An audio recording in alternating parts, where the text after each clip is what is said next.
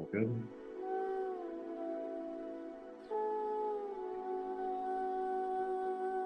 Start with a brief silent meditation.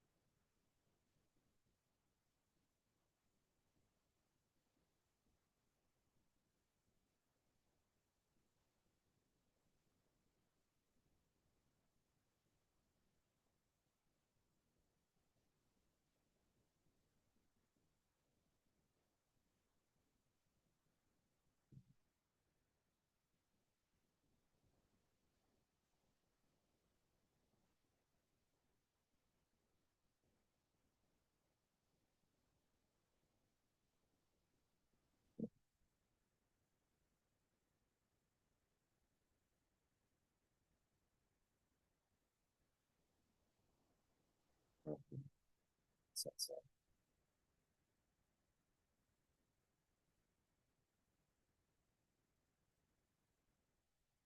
I've had such a nice day, and this was my favorite part.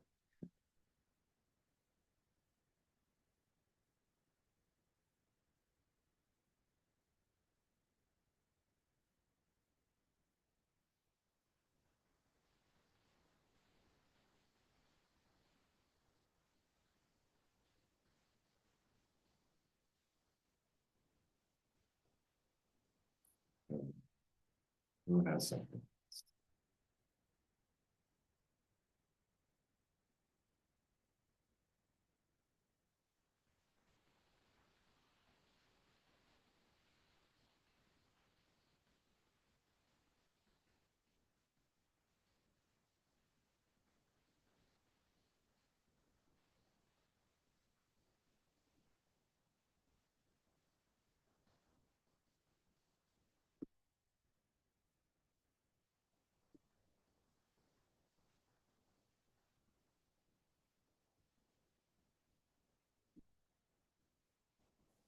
Yeah.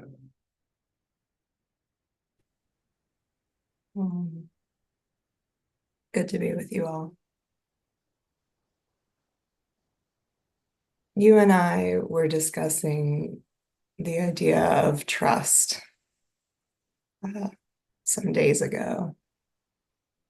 And you had said, well, you can't really trust anyone. And I've been sitting with that. And it occurred to me that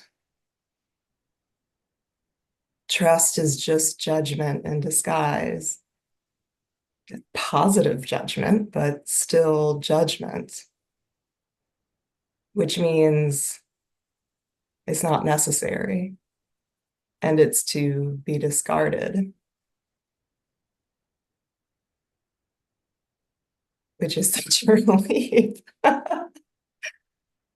And so it begets the question, which maybe you can speak to, the difference between then trust and faith.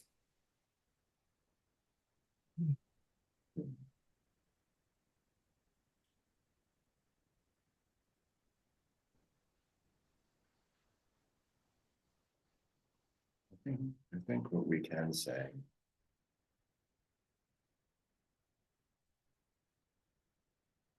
is that on the path, it's best if we always strive to be trustworthy and leave it to others as to whether or not they are. And use your discernment, of course.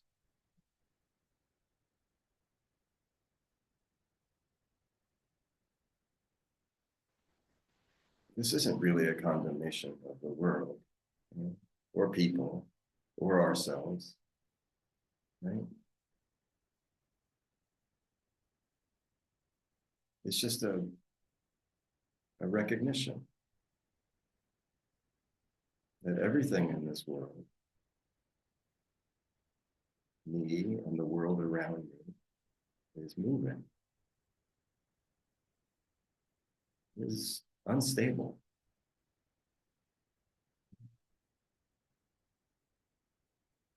This isn't a problem.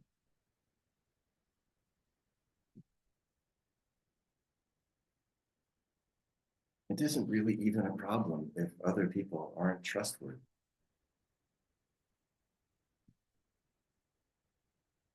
But it can be a problem if you lean against something unstable. You're likely to lose your balance.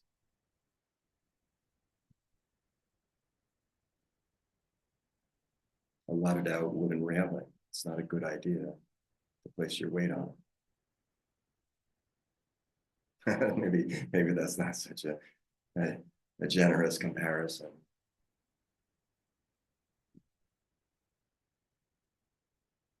But you can see it in your own self too. Your moods change, your interests change. You grow and evolve even. Which is kind of the point, isn't it?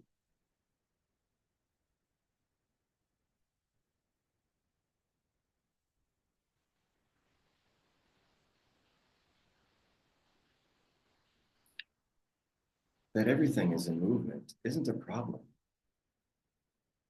Only to the one who wants it to be still, or leans on it for stability.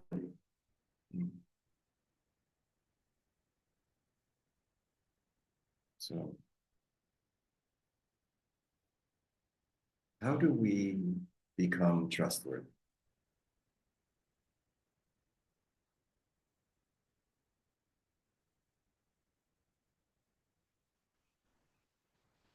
Many of you who are close to me have heard me say, if you go, I will not chase you. Because if I do, you can't trust me.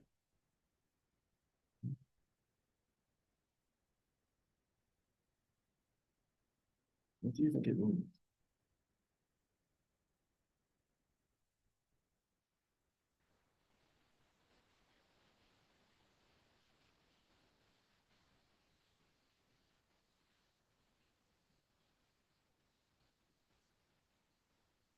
If I am bound in my own attractions and aversions, bound in my identity,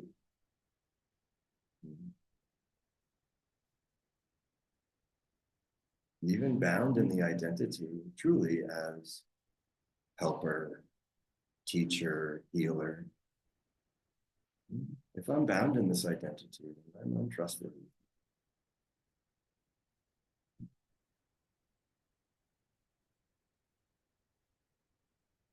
So this trustworthiness is a stability, isn't it? That we become stable, rooted, centered, peaceful, joyful, unmoved by the things in the world that move.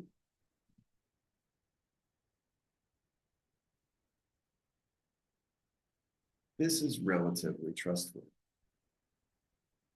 But relatively.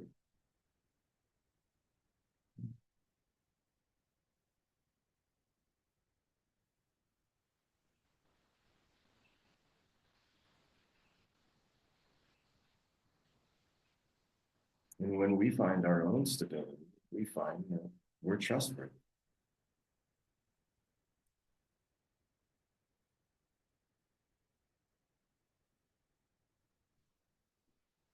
But, but I'll say again, it's essential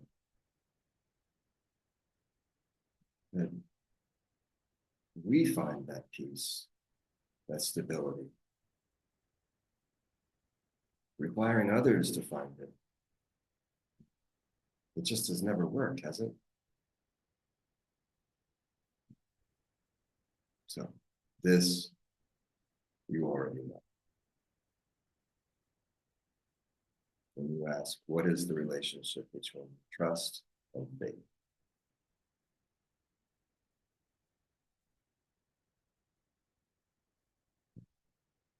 What is trustworthy doesn't move with the things that move.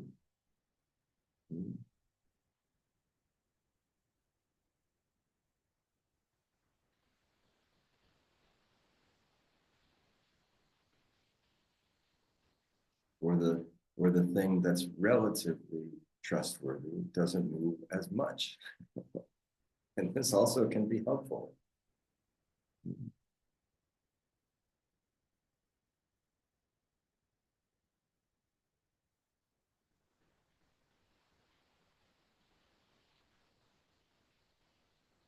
There's so many ways we could say it, and none of them really are true, but let's just say it this way for now, which is there's only one thing that is trustworthy, and it precedes even Om.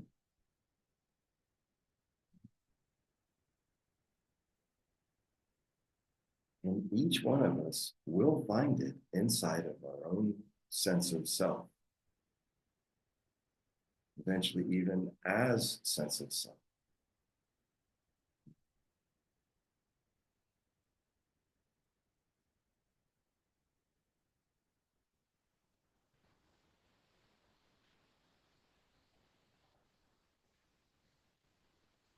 Faith is placing trust.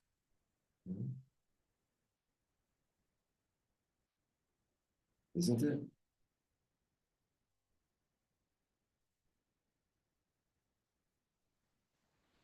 I don't know.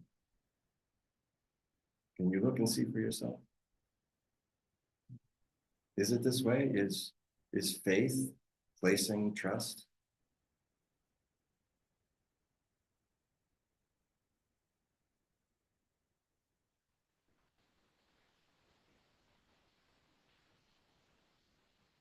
What is surrender?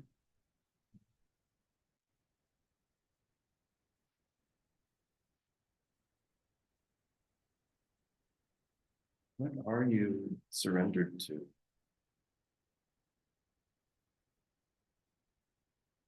It's funny, we say things like faith and surrender,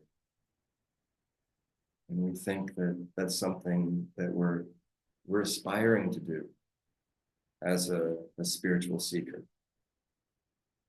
But who can see it? You already have placed your faith in so many things.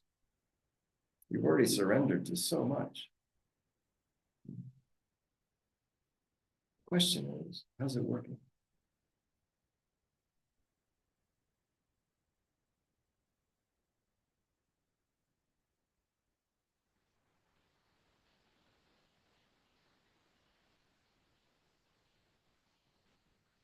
Can you see it your own self right now and make a mental list of the things that you have placed your faith in? The things that you have surrendered to?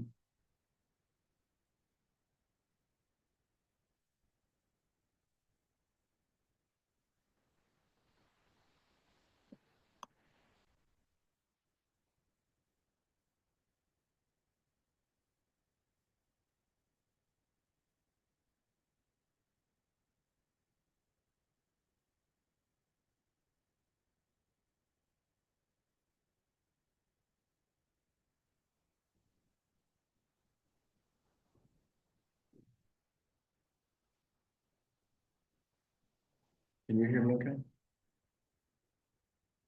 Yeah.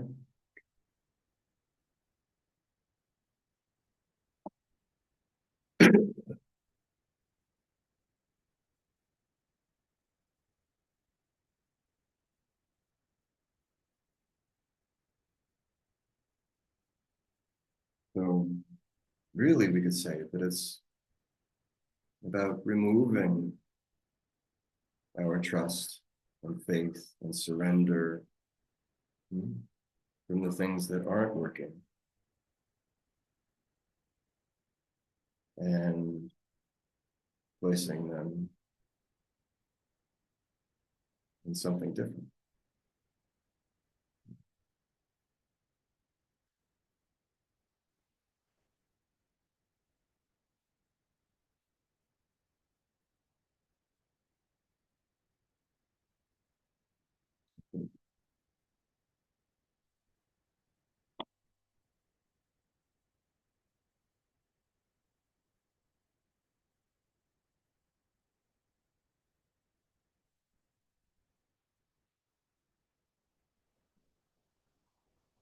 No, I think I wouldn't use that because it's not working. So.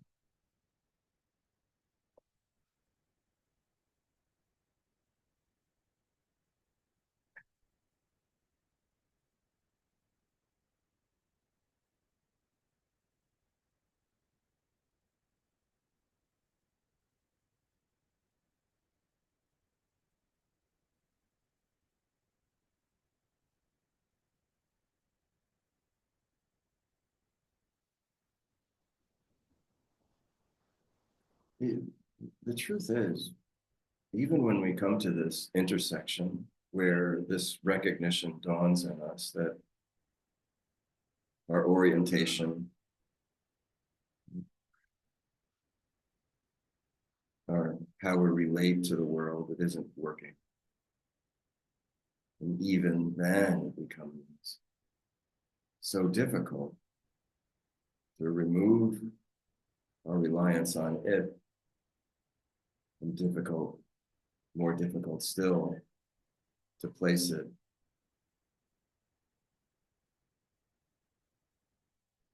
in what seems at first like magic. In a way, you'd have to be a fool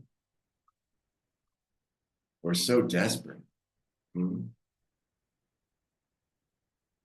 Nothing left to lose. I'll try anything.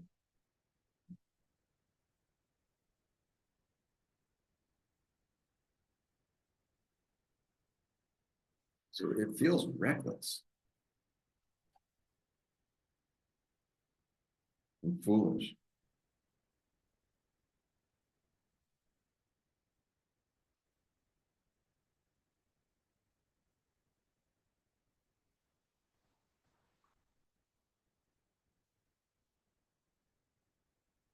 But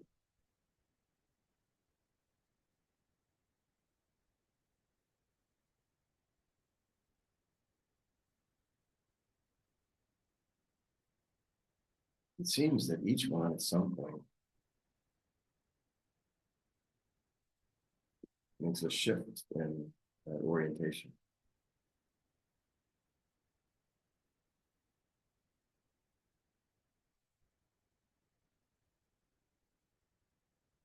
By and large, the world will not support you in.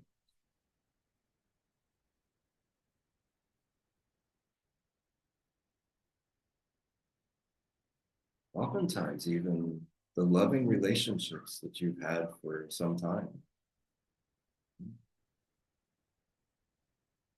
wouldn't support you in. Sometimes that can happen.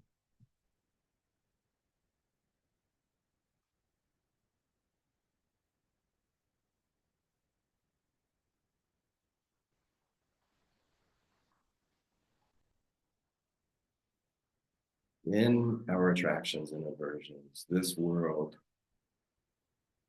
you know, throws us around like a rag doll.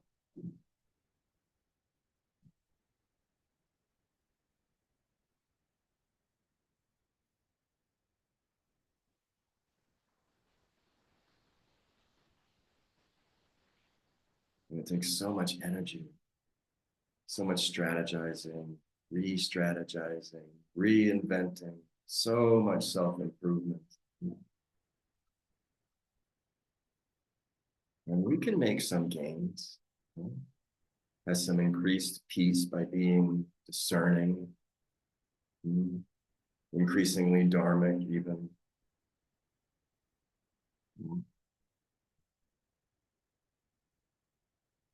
We can have some significant gains by relating, associating with people who aspire toward the same peace and joy. In discerning, in wise, discerning ways.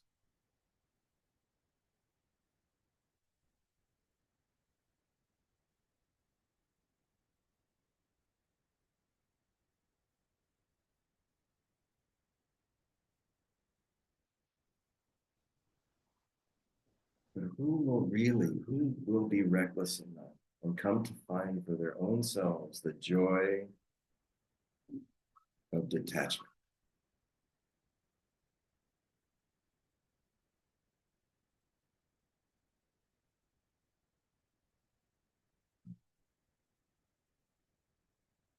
The world will continue to do what the world does. It's always been this way. But you allow it.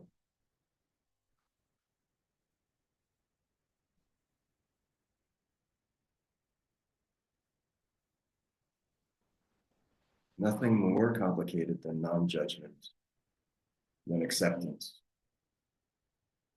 than allowing it to be as it is in every moment.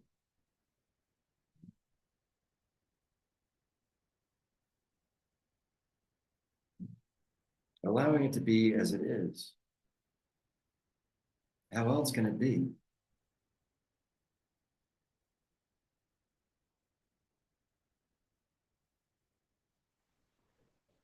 You see, this surrender isn't anything but the most pragmatic, practical approach to life.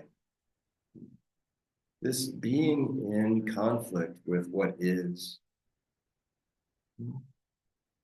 wishing it wasn't, is not a subtle form of insanity. And that the world is caught up in it.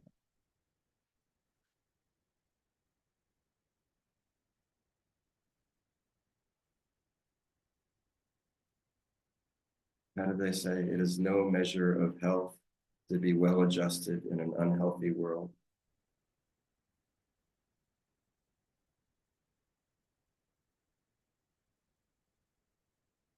So this surrender, which even still seems foolish, is nothing more than the natural outcome of having paid very close attention to what doesn't work.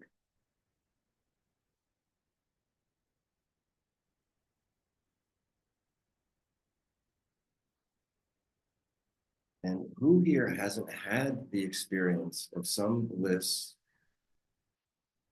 in the wake of surrender? Even though it might have been fleeting. Who hasn't already tasted this?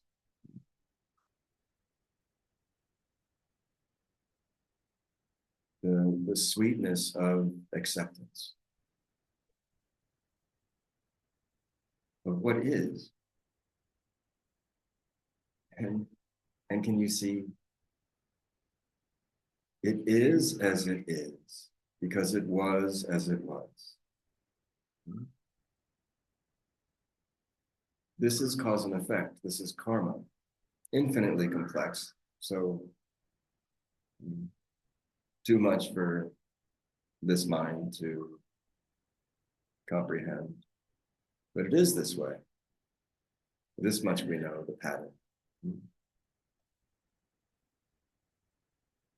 If it is what it is because it was what it was, for it to not be as it is, it would have had to have been different preceding this moment.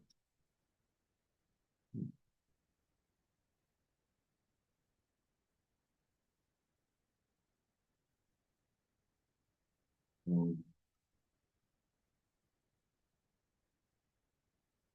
Being in conflict with what is,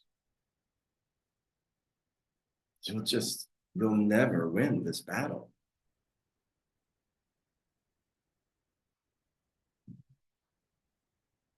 And what will be is a different story. In this framework of mind, in time and space, what will be can be cultivated most effectively from a field of total acceptance.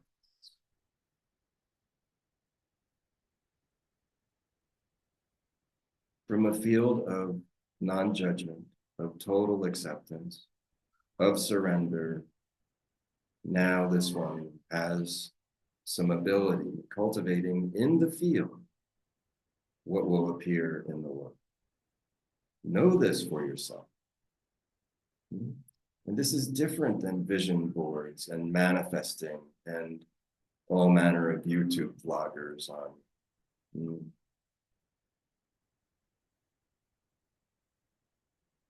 enhancing your material experience. It's fine.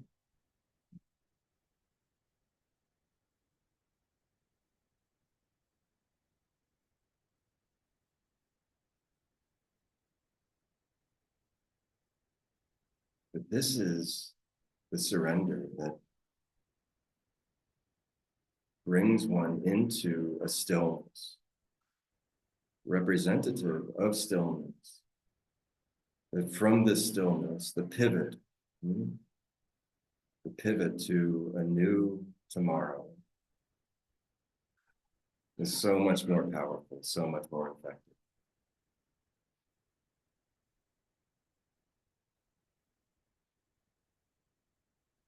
I think we've slipped into something a little bit more esoteric. But know it for yourself.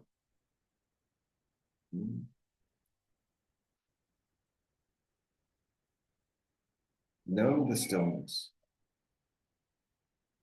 And then see how it is to be in the world. But still, stable.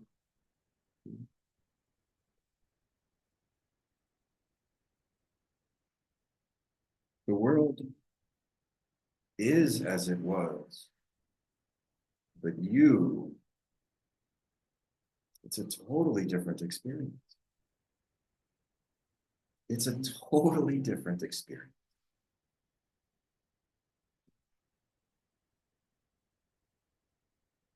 And all of this that we are doing is for them. And know already from your previous experience, by your own memory, find it, know that you've already tasted this. You've already been a master. Maybe it was just in one encapsulated moment and you saw the fruits of it. You've already been an adept. You've already pivoted from the place of peace in order to share something beautiful. Not chasing me and mine, but doing something really beneficial.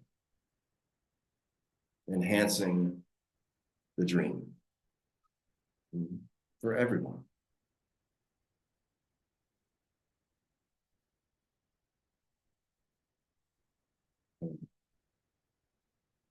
For our own selves, without any shame or self-judgment. What have I been surrendered to? Certainly our conditioning, that has so many different flavors to all of us. And the objects of our conditioning that brought us to the relationships we have with our various identities and the people we're associated with in relationship, the associations with institutions, organizations, nationalities, et cetera, et cetera. And this is what we're surrounded to. No problem. But is it working?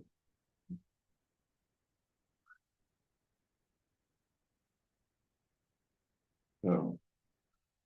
What haven't I touched on, Yana? What's missing?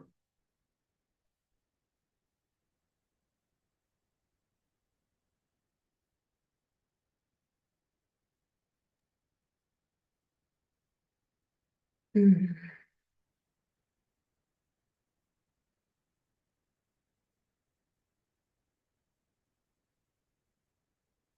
Trust appears to be of the mind oriented towards something external, where faith seems to be not of the mind and oriented towards internal, or said differently, trust is placed upon object and faith is placed upon no object. And in that orientation, there seems to be a difference then between faith and trust. They don't seem so related.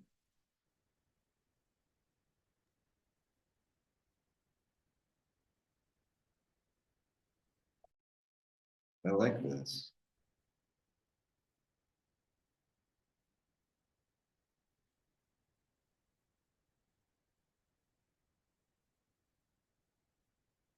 I like this. It adds a flavor, a contrast in the connotation of the words that I think is useful for the inquiry. Because let's just say, as you say, that trust is attributed to objects.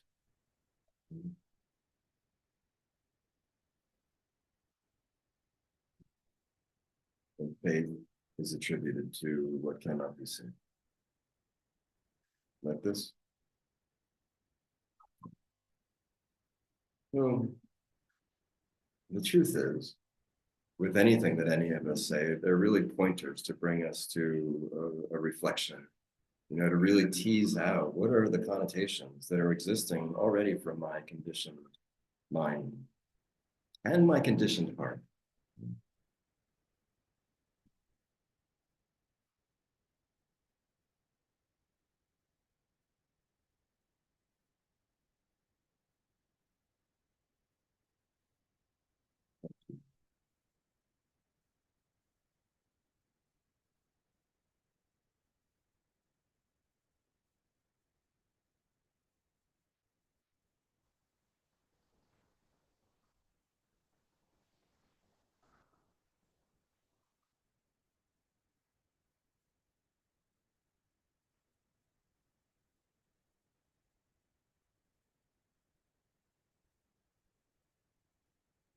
That's something more.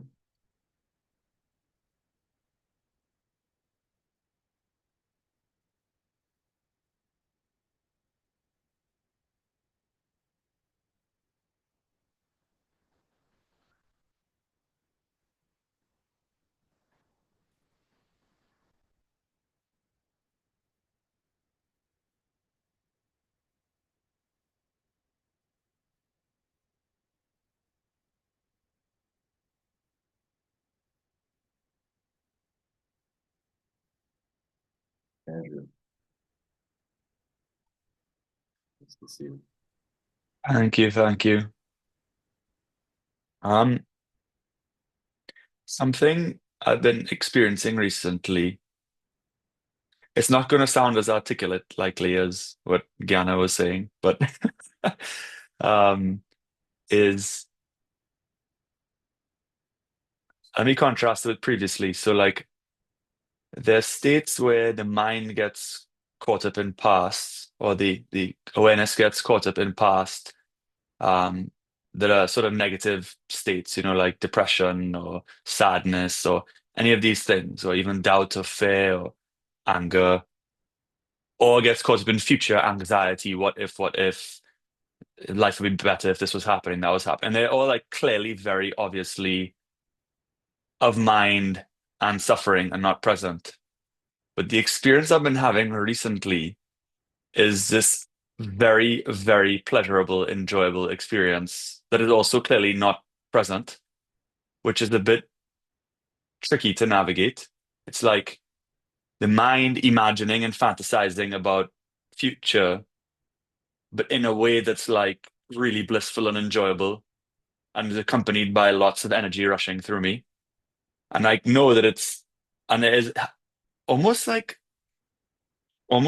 slightly manic, like slightly hype, manic is a strong word, but it's that type of energy, and there's a tinge of grandiosity in it here and there that sometimes peeps in, but it's like kind of intoxicating in a very pleasurable way.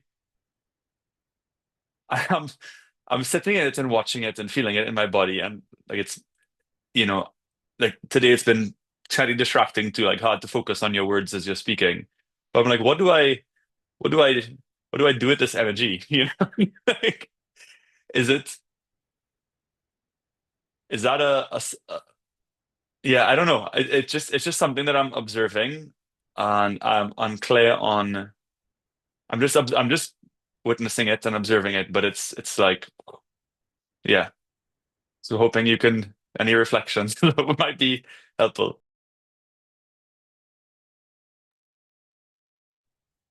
What a wonderful problem to have.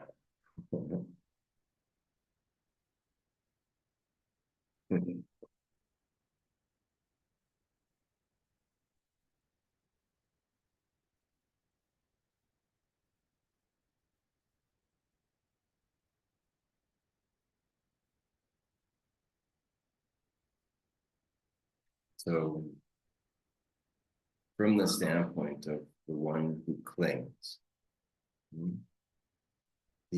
let's say the enjoyer of the ecstasy, the enthusiasm, the excitement.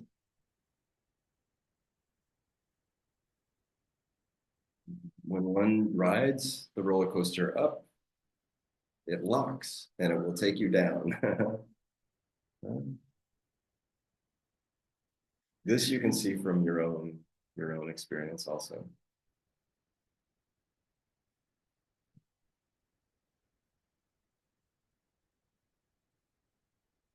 But this is clinging to it, identified as the enjoyer. So, like in everything, you just pay attention to the cause and effect. Generally, this is good news for us when we're in the trough, because we know it's going to pass.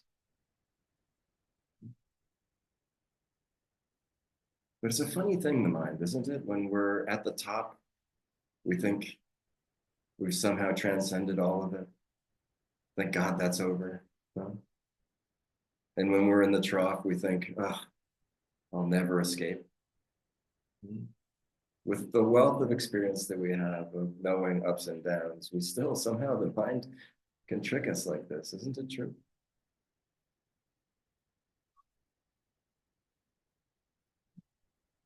So this is, I think, an important but basic look. And this you already know.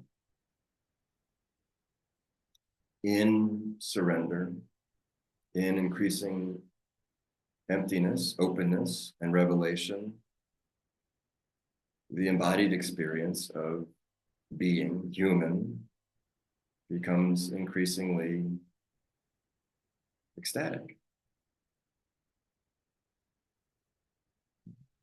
There's even a sense of intoxication.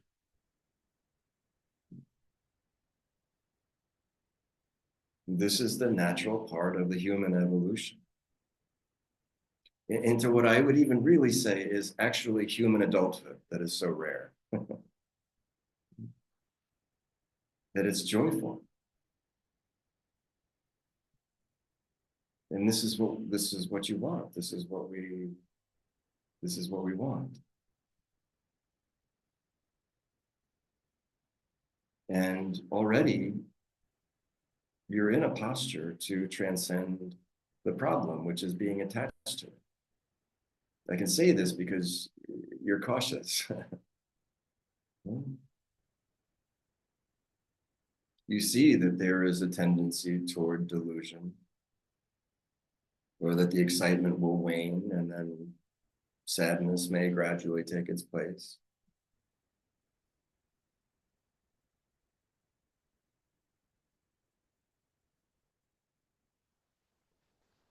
You're aware of a tendency toward maybe even just a subtle mania. This is part of it.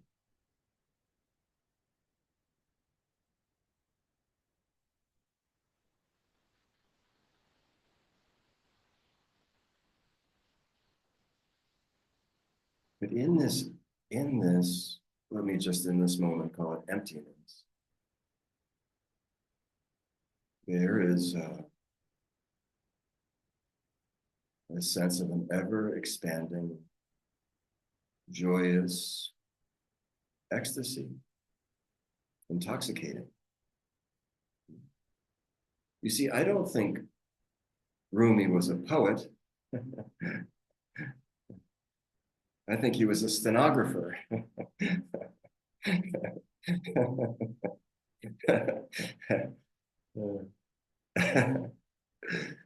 He was just a reporter.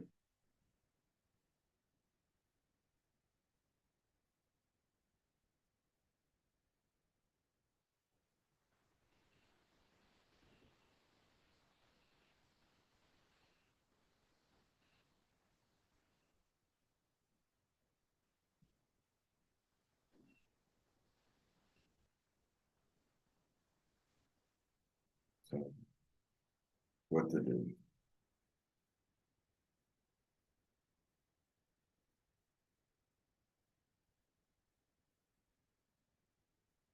What if it's this way? That the perfect combination, the perfect cocktail of this ecstatic human adulthood is joy,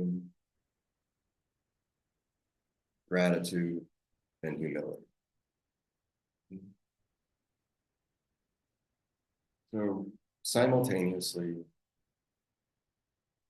drunk and sober, drunk and still.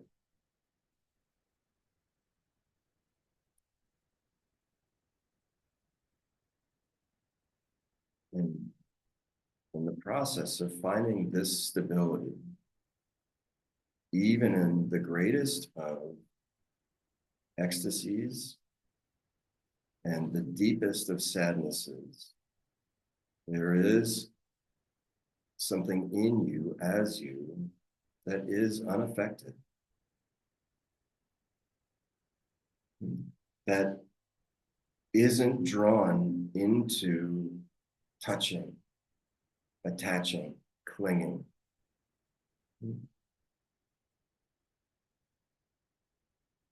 It isn't so moved by the intoxication that it becomes excitement. It doesn't move toward it, but it allows it completely. And the same thing with sadness and anger and all of these things. They're simply energies that move through the body-mind.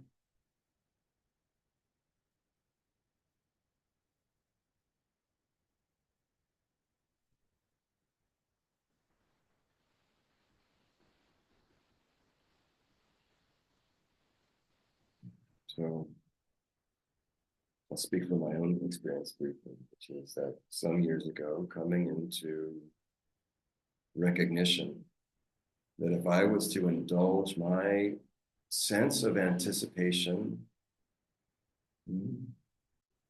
my sense of the great excitement of the joy, I would crash.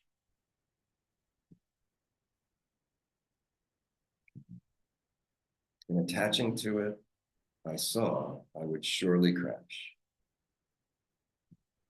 And when I was crashed, I would remember this also will shift.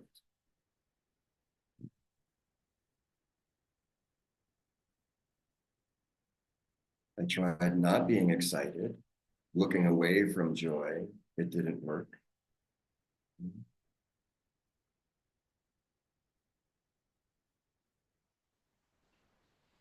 So you simply allow it. You are what is the unaffected container of it, like the sky to the wind. Maybe that's a good way of saying it. This is a wind blowing through, and you are the sky. And you'll learn this.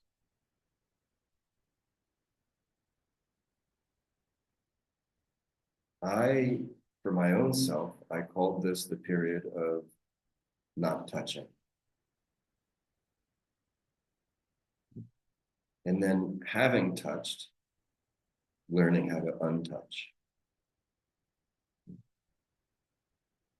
A revelation comes. There's such awe and wonder. And when I claim the revelation as the one who revealed it, it isn't this way. That one will suffer. So I had to see this pattern. And knowing that even endeavoring with great discipline and sincerity to not touch, I was going to do it anyway. Like a kid in a candy store. I was going to do it anyway. And I had to be okay with that too. I had to be the sky that contained even that habit that I thought was me. It isn't actually. And soon enough, with some practice at this, with a lot of self-compassion, with a great amount of sincerity and a great deal of discipline as well, it's necessary. You become like a hollow reed. You become like the flute that Krishna plays.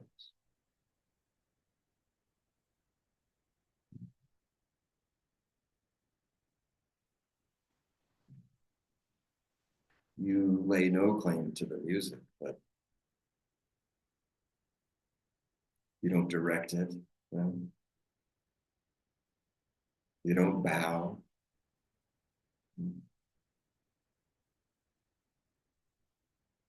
To take the credit.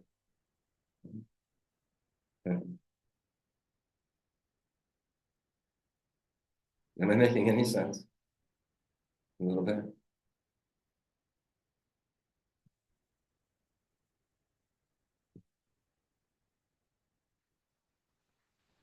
This is the way, This is the way. And the one, Andrew, and like so many of you have come to something similar. This is a great sign of progress. And then all of the patterns that allowed you to progress on the path, they're the same thing. You just redeploy the same spiritual strategy over and over. Mine was soften and allow. Soften and allow. This encapsulated my entire spiritual practice. Many years ago, walking in the woods, I heard it as clearly as I can hear my own voice now. And it simply said, soften and allow. And I knew in that moment, this was my teaching. And I applied it poorly. And when I applied it poorly, I would have to soften and allow to my sense that I was failing. So this would be what I might suggest you explore as a prescription. That whatever sense of great anticipation of what's to come, whatever sense of celebration, of revelation, whatever sadness besets you, you just simply soften, you relax, be supple, and allow everything to be as exactly as it is. And you'll see it's already happening with you. Most of you I know, it's already happening. A great quickening happens, doesn't it? Things move through so much faster.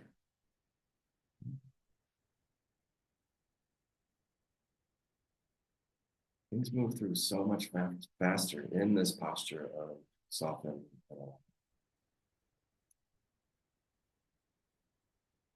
So you see excitement that's in anticipation of something wonderful to come. You see the excitement, you see the anticipation, you see the excitement, and you allow for both of those from the vantage point of, well, witness.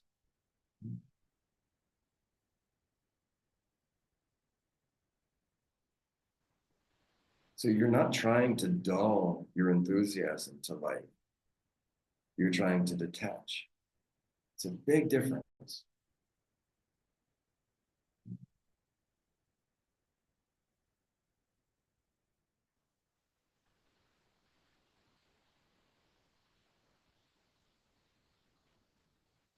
Maybe there's a period of renunciation, withdrawing from the habits of relationship with objects and other in the world. But the goal is life.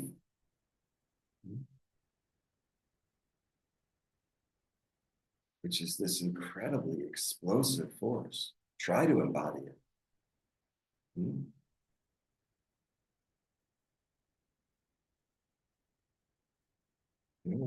When it comes, it's a lot.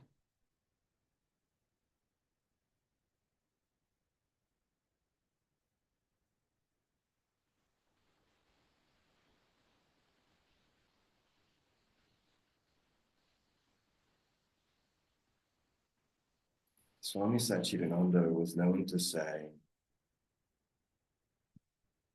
if you think it's good, if you've had some incredible revelation, if you've had some profound and awe-inspiring mystical experience, he would say, rise above. Rise above it.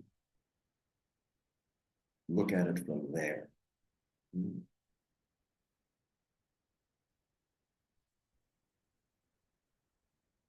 The image of the jellyfish, it's sort of like,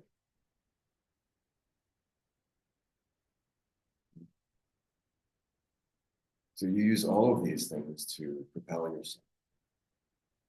And then I want to say one more thing. We can use joy in memory as nostalgia or in memory as anticipation. Maybe it's too fine a point. Anticipation is nothing more than memory projected into the future. So it's all just memory in time. But you can use this joy as a portal to now. Because whether your mind is in the past thinking of some wonderful experience, or if your mind is in future imagining some wonderful experience, that joy you feel in your body, your heart rate, your breath, you feel it. Where do you feel it? When do you feel it? Here and now. And so it's a portal to now. But what you must do is become skilled enough to bring it back into the room, into the body, into where you are and when you are. But it's a very effective way of vibration management, which is kind of the point. Your goal, everyone's goal, is happiness. And if you can learn this way of, it's like a life hack, to be happy. And why not? What if it's completely made up? Would the Yanni scoff at this? Not wisely. Detach, yes.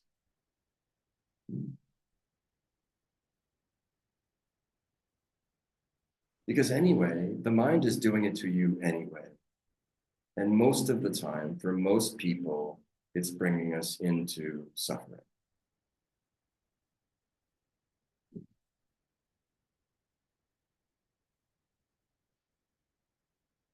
You can reframe your experience by directing your mind to find something joyful and then bring that joy into the moment. And to be in stillness, the stillness that, like the sky, effortlessly envelops all experience. And you won't mind. After some time and some practice, the adept will not mind what flows through.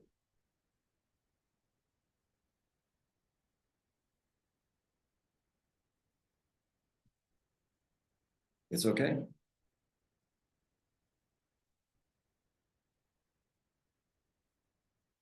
I think there's so much more that we can explore on this topic alone. But I think let's let it be enough for now. Andrew. I was just hoping to clarify the response that you just gave to Andrew's question, clarify for myself, at the very least. I look at this movement from we could say mania to depression or excitement to despair as a pendulum. And I think what you're saying is, my interpretation is any resistance to where that pendulum is, or any resistance to that pendulum swing, or any agenda with what is fuel for the pendulum. So my job, and there's a tendency, however, to want to change it. There's a tendency to want to change where that pendulum is at. But again, any such agenda really acts as fuel. So my job then is to simply notice the resistance, notice the agenda, and let it go. That Yes. Yes. Thank you.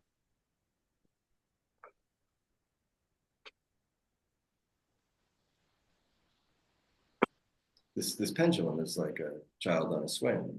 The legs go out to make it go forward, and legs come back to go back. Traction, aversion. It's like I already knew the answer to that, but I needed to hear it again.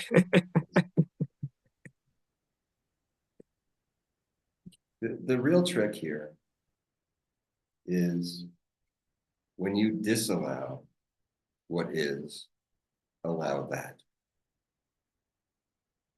This is the real path to mastery. When you find yourself with objection to what is,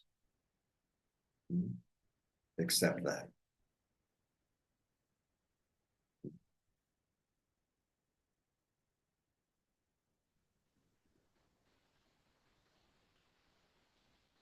You see, witness does not have an opinion. Witness is not judge. Witness is not criminal. Witness is not victim.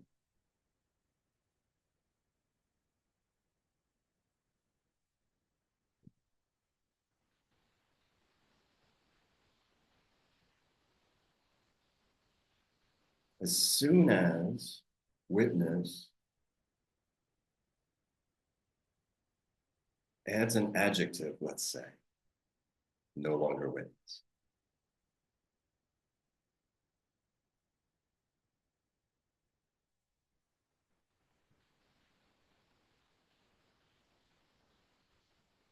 As soon as witness has some belief, some opinion, even some preference, not witness.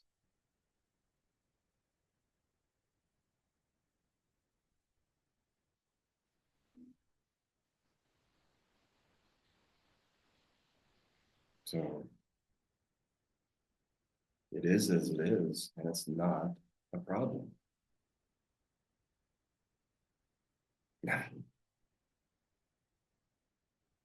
There's so much evidence to the contrary, isn't there?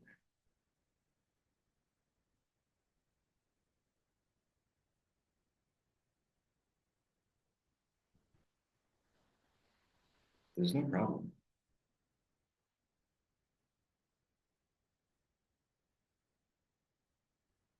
Who's in revolt right now? Whose mind and heart is in total revolt? Yes. There's no problem.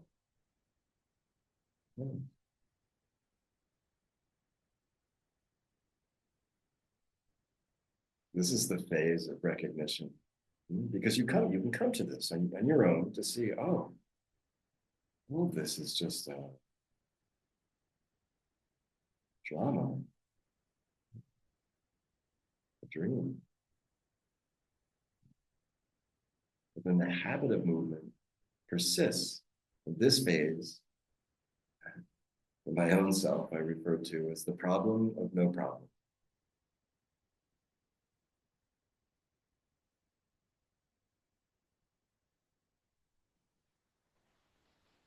It seems so irresponsible.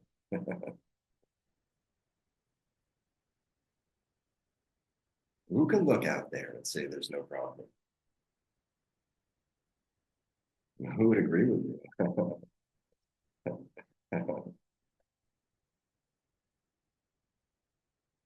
I assure you, this one is so much more effective.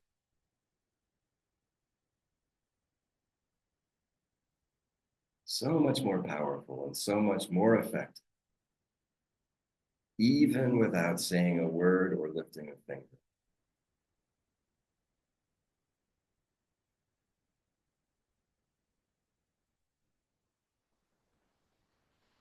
Come to know that for your own self. It's available to you in your own direct experience.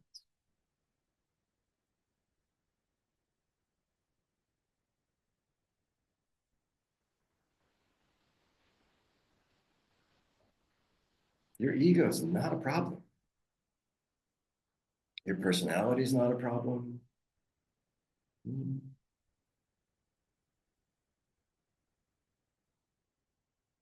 Your full list of sins, not a problem.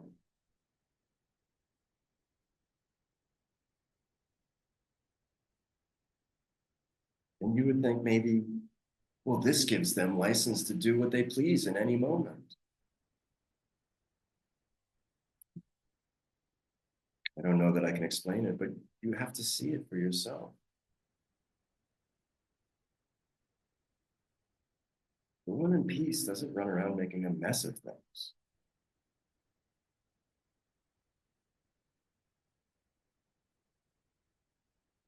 They don't run around creating problems. Well,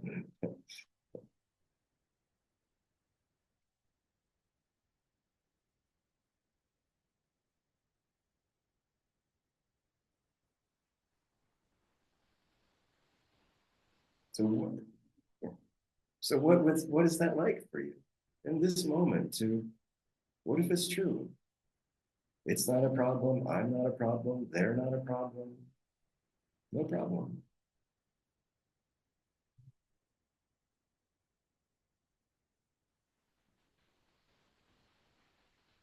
Even if you think it's completely off his rocker, it's not true. Imagine just for a moment, what if it is true? What would it mean?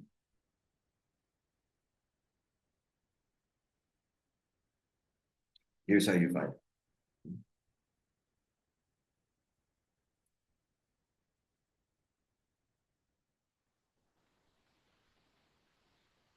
When you see that the witness has re-entered the drama, make it okay.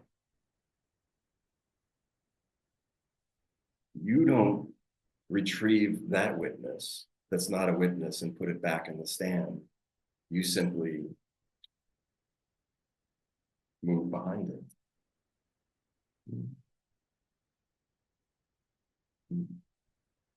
The whole thing is the play on the screen of consciousness.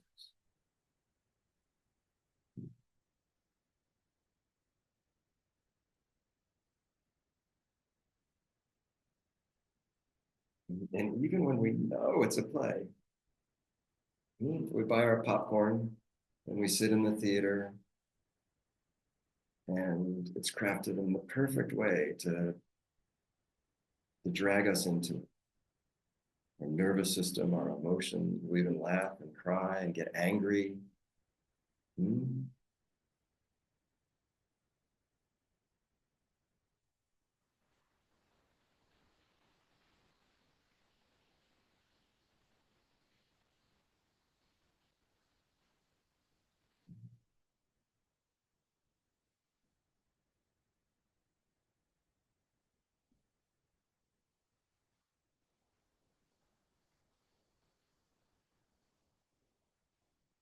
The witness has no judgment.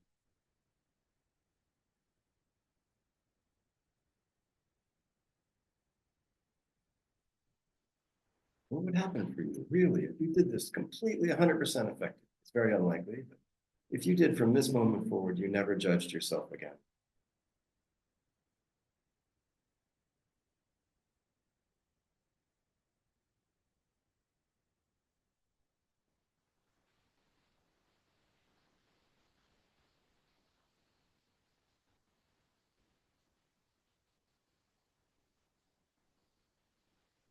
Never judged yourself again. Gave yourself total freedom to be as you are, not indulgent. No.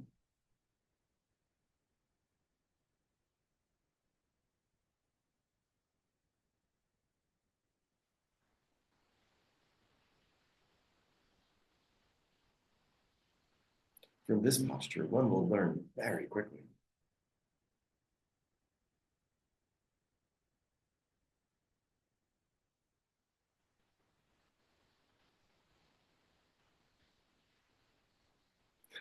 It's a bit funny, because to a certain degree, there is a problem, a very big problem. It's called I suffer, and this is a predicament. But the funny thing about this, not so funny perhaps, is that the I that suffers is the cause of the suffering itself and can't solve the problem.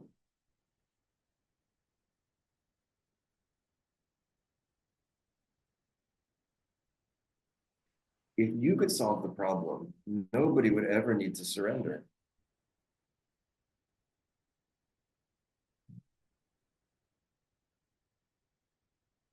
If you had the power, the capacity, and the know-how to fix yourself, meaning to put an end to suffering, well, so who are you trying to figure this out?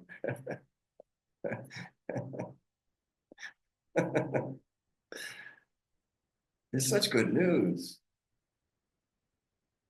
Anyway, you'll save a lot of energy and aggravation.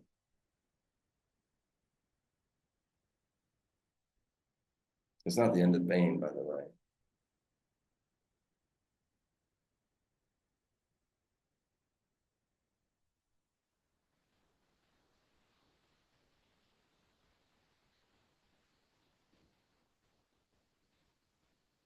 Can I just ask something to clarify? This is Ali. Can you hear me?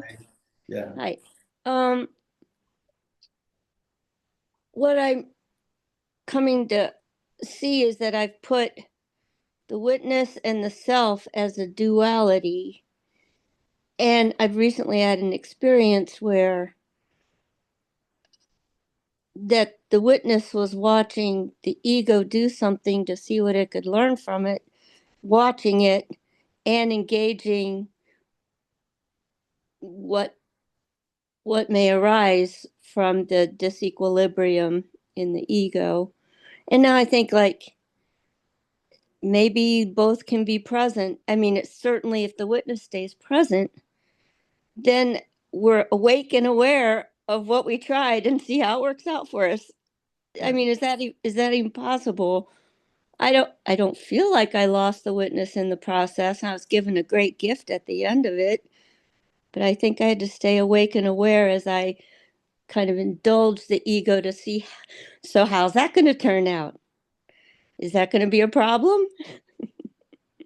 Turned out it was a great gift, but I'm just wondering about this false idea that maybe it's either or, and maybe it can be both. Does that make sense? Yes, yeah. What would you say to that duality perspective? Witness is in duality. I mean, you know, just technically, let's just say it this way. Witness is dualistic because there's seer and seen. And technically speaking, any kind of even cheerleading for the person isn't technically witness, but it doesn't make it wrong. You know, in fact, it seems quite right, especially as a shift.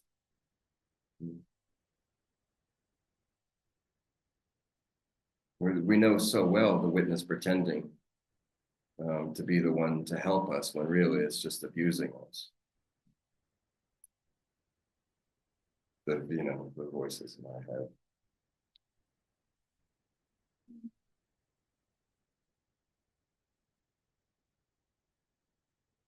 So technically speaking, the witness is aware of its purview in duality.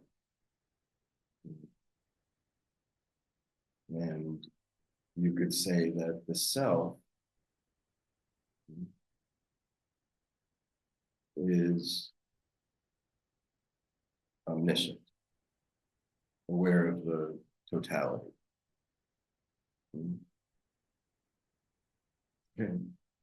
Even these distinctions are a bit silly and not entirely technical.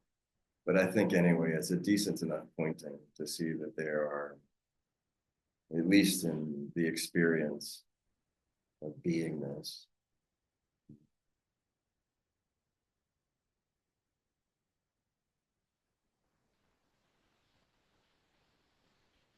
I'm trying to keep this concise and to the point.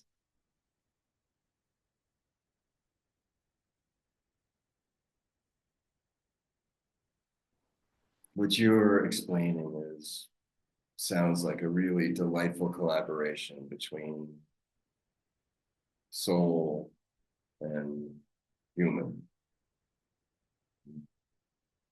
and a dance between the two and a delight.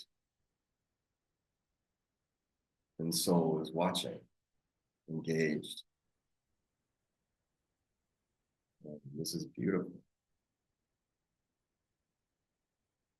And even the soul is bound in attraction and aversion.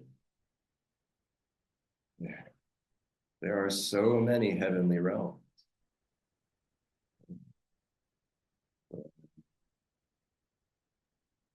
Desires are fulfilled.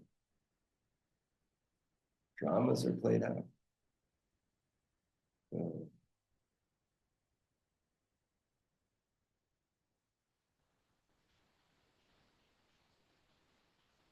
A body, but not a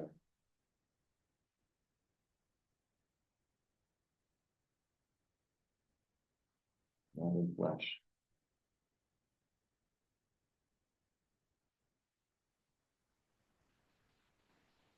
But you see, I think most importantly,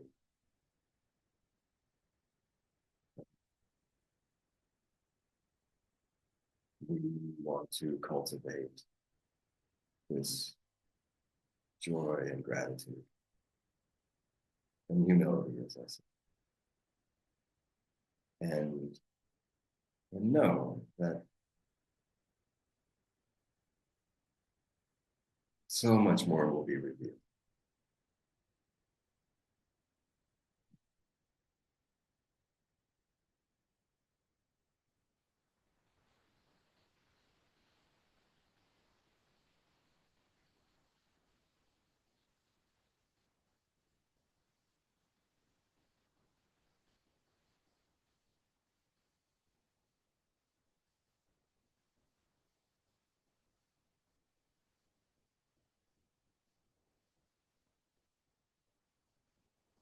I've been playing with my friend Bhajan, who is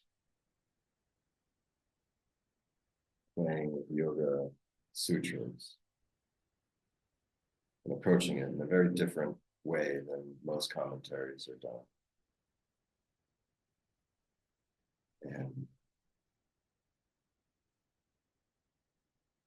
he has this way of expressing, he says, seer is as is.